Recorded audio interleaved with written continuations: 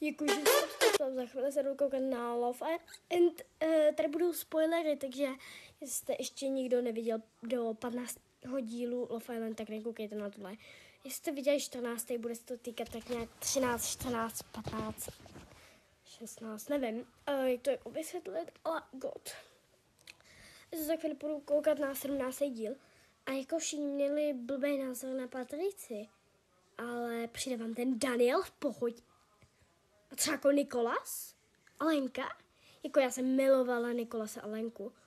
A teď je to fakt ono, jakože teď je to fakt ono, že se musí prostě rozejít. Už jsem viděla miliony spoilerů, že prostě oni odejdou a že tam šli pro prachy, že se v Hideaway prostě domluvili, že jdou jenom pro ty prachy, že to musí vyhrát a že pak jako už spolu nebudou, že jdou prostě rozdělit si peníze a čau, neznáme se.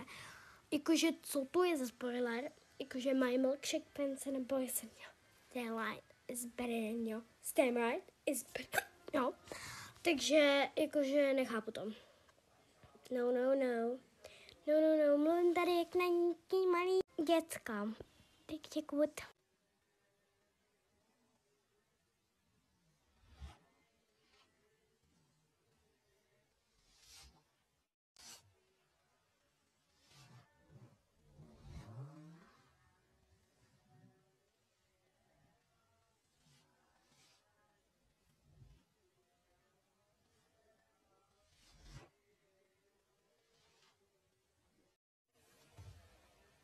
Takže jakože by co to má být?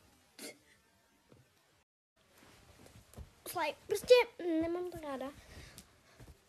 Ale mě to se krásně skladí bázně a určitě koukejte na Love Island a bude mít určitě stejný nástup. A ten Shelby? Fuj, hnus.